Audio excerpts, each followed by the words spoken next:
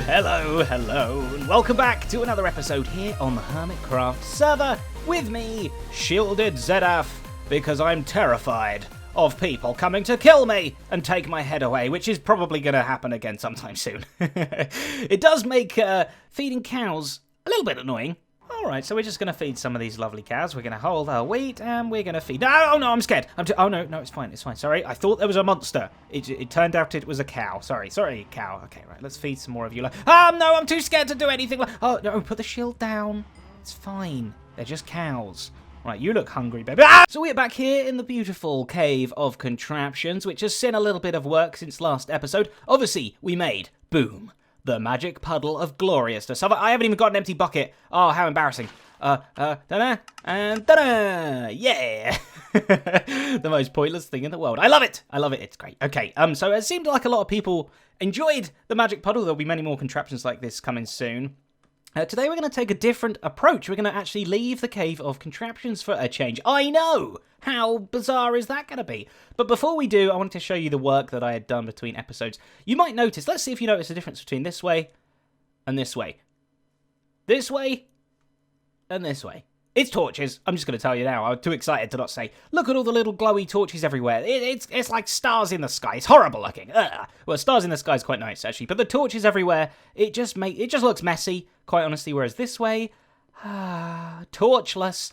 Because we've, as you can see, look, we've hidden some torches down under some light grey carpet. It doesn't look completely hidden, of course, but it's certainly a lot better than this, I think. It's more of a blank canvas. To those of you saying, oh, it looks so unnatural, it's like a horrible grey blob. Well, that's perfect. That's my blank canvas. That's my clean slate. Nobody wants a messy canvas or a pooey slate, do they? They want a clean slate, and this has been cleaned, this has been scrubbed to within an inch of its life, and this is now very, very bare bones and barren, which is going to help me to be able to put my own level of creativity, such as this, into the Cave of Contraptions. Obviously, I haven't done it all the way over everywhere yet. I've had to try and calculate. You can tell me if I've done this right or wrong. Calculate the light levels between all of these to know whether I've put them in the right spot. Basically, this is going to be the darkest bit. This is like the middle of this kind of little weird grid I've got going on. And it says I've current light 9, which I think it means it's 8 at my feet, which I think means I'm safe, right? But I don't know. So you tell me. I've not seen any mobs spawn over here just yet. But you can see this way, look, we've started digging out a little bit more of the shelves.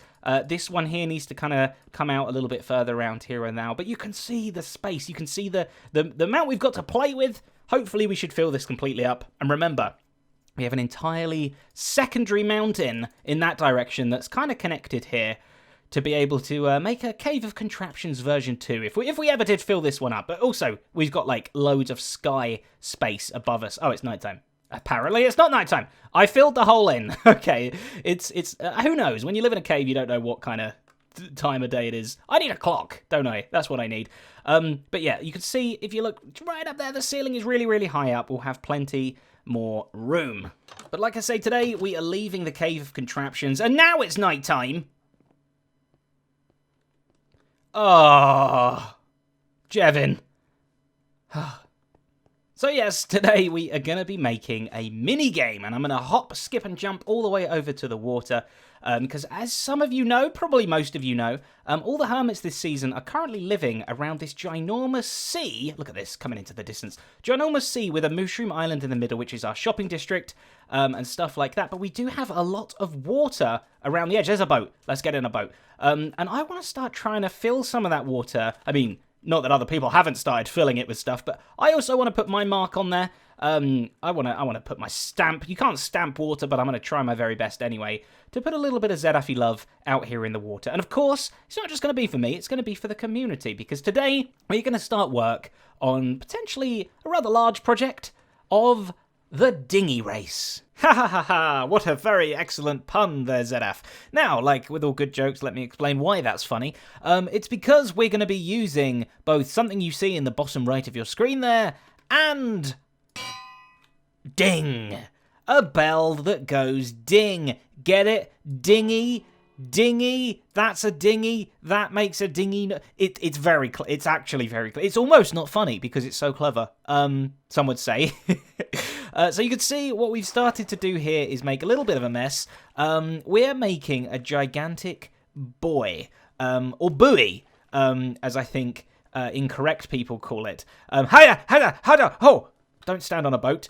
This was very easy to build, by the way, because of these beauties. Kelp came to my rescue. Kelp helped when building on the surface of the water, because I did not want to have to go all the way down to the bottom down there to build a big pillar up to place any blocks, but luckily Kelp was my friend and helped me do it so very nicely. Get out of the way, boat. You're not helpful at all.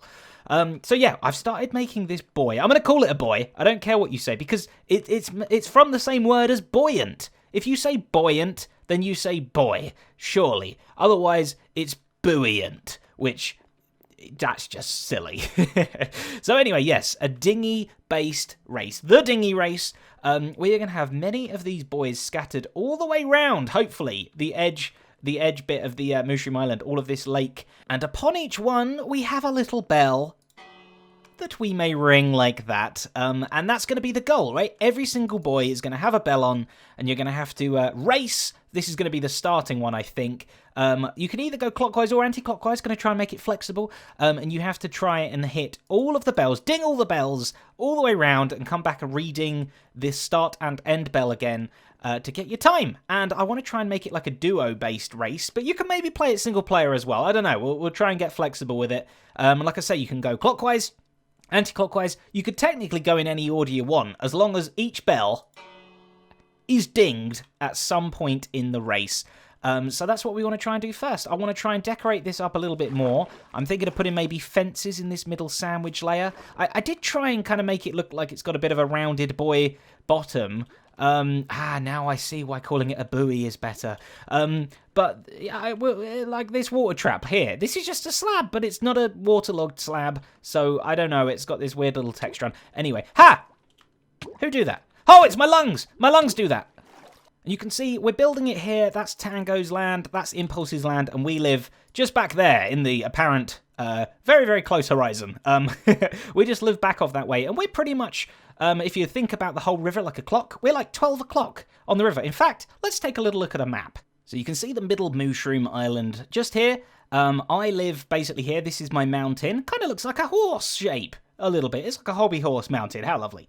We've got Tango's place here, Impulse's place here. So we're kind of just about here-ish, I think, right at this little peak. So I'm hoping that we can, around this whole edge, oh, that's tight through there, all the way around here, we can make, hopefully, a good amount of buoys, each with a bell on, and each with a slightly different theme as well. So each one's not just going to be the same, right? You're going to have to go there and maybe do a mini parkour. You're going to have to go to one and maybe do like some kind of arrow accuracy shot or something to unlock the bell. Each one is going to be varied, and we're going to try and make this, like I say, for 2 people as well. So to do that, I'm thinking we make each alternate buoy have like a different flag on it. Like one's a red flag, one's a blue flag, and one person in the team is the blue person, one person is the red person, and they have to keep swapping who gets out the boat, thus who's driving the boat, to activate each of the bells as well. I think that'd be pretty cool. Okay, so let's get back out of map view and back into eye view.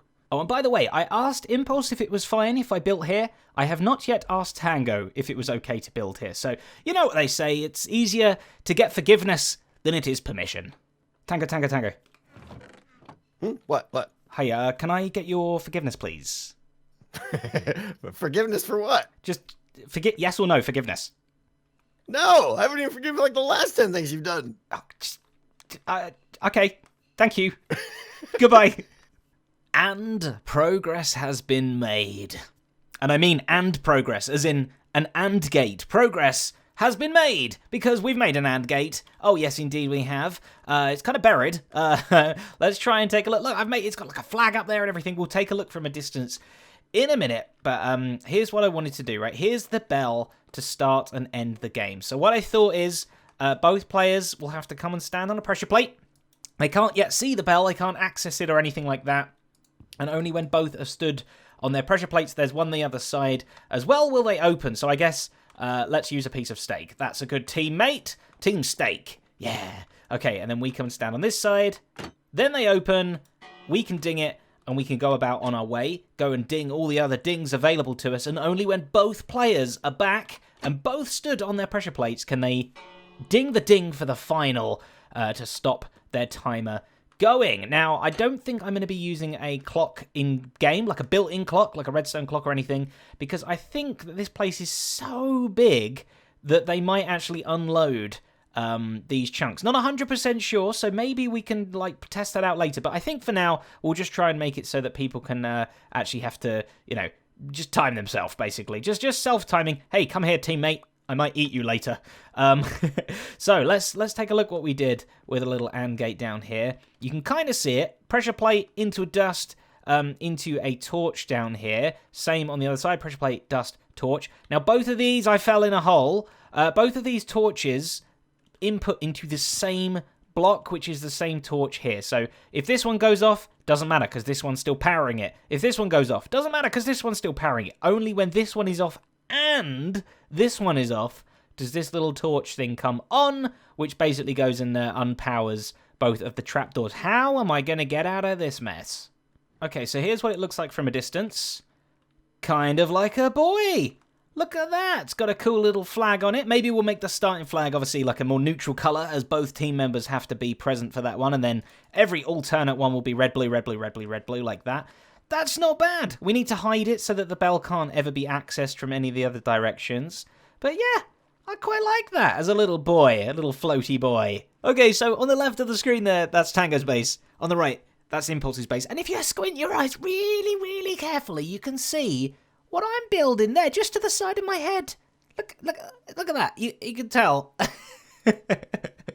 Oh no. Alright, so we've put our building stuff away because now we're going to be going on a little bit of an expedition. Now, bells don't come cheap. You know, you can't just craft them. You can't just go here and go, oh, bell, please. No, it doesn't exist. You cannot craft a bell. I don't know why, but you can't. You got to go and find them, and they appear in villages. Only one bell per village, and then that means we've got to... Oh, what's this? Hang on. Someone pranked me or something. There was a book on it. Free samples. Please accept these free samples. Free samples. Ooh. Impulse, I don't mind if I do. Thank you very much. I will accept free samples any day of the week. Yes, Clifford. We gotta go bell hunting in villages. Cue the music. Ow. I know there's a village very near us, and I'm hoping people haven't stolen the bells. They're not particularly that sought after normally. Ha ha ha ha! Where's the middle? Where's the middle of this place? Oh no! I think the bell might be gone.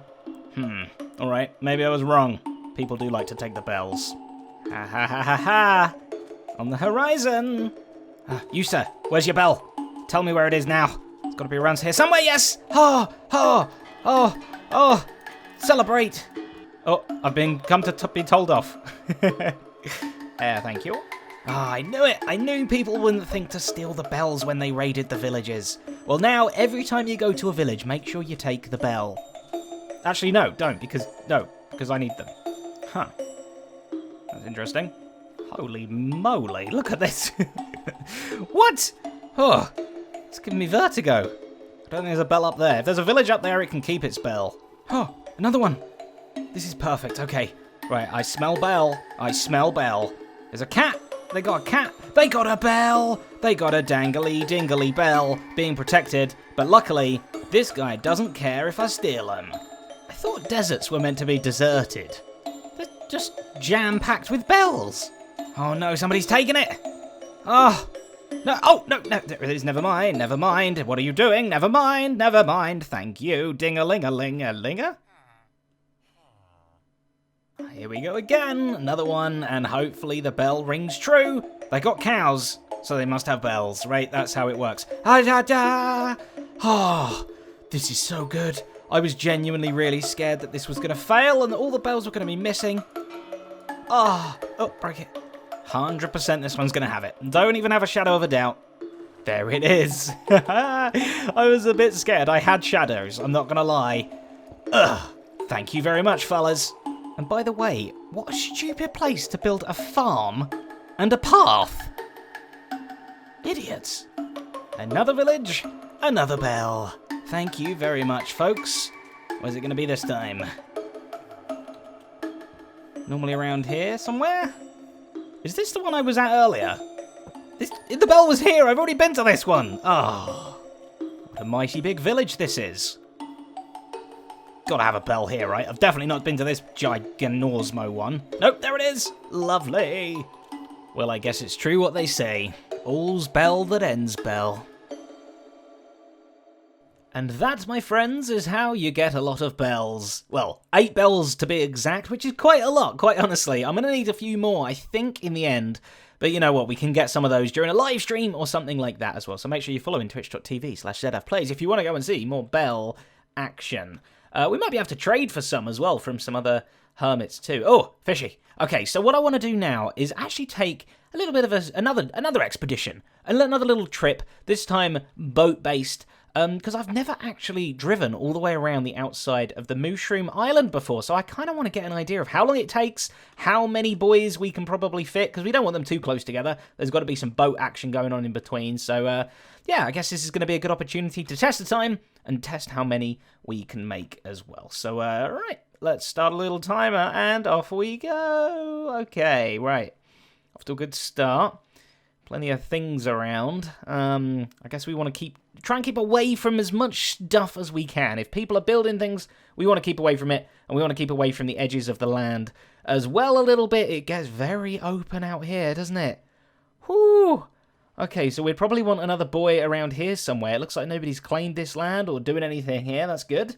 Wow, it really opens up out here. It's like the middle of the ocean. We got plenty of room to play around and stuff. So I really think we can have quite a lot of boys if possible. We want to try and have an even amount per team, and that means it's going to start. If you go clockwise, it will start like with the red team, and it will go red, blue, red, blue, red, blue, red, blue. And if you start going anti-clockwise, it will be the opposite. It will start with the blue team. I say blue team, I mean blue, player, and it will go blue, red, blue, red, blue, red, blue, red, all the way back round to the beginning. I barely see anything. Let's try and at least stick slightly closer to the Mushroom Island there. Uh-oh. This is the pinch point, I think, between the Mushroom and... what? I thought I was going to go that way. I think I have to go through here. Oh, my goodness. Okay. Maybe we don't have any boys just through this bit. This is just a bit that you drive through. That should make sense. I've got about 8 ideas for interesting, varied boys already. For instance, like I'm going to have one that's sunk. The flag will still be on the surface, but you actually have to like scuba dive down to try and find the bell. Another one, I want to try and have it so that your teammate in the boat actually has to like park under one boy and do some like tripwires or something, and that will open in just like a 20 block away boy. It'll open up an arrow available thing. Basically, one person has to arrow it from one platform to another. The other person opens up that, so they have to be there at the same time. Where am I going next? Oh, hey, look, there's the little starter island. That is technically spawn. That is where we all appear at the very beginning. So, yeah, okay, interesting. Good to know that's right there. There's still so much more room for activities than I thought there was going to be. This is very good news. So, yeah, we want to try and vary the difficulty. We don't want them to ramp up, because obviously if you can go either way, we want it to just be like a kind of nice, even spread of difficulty.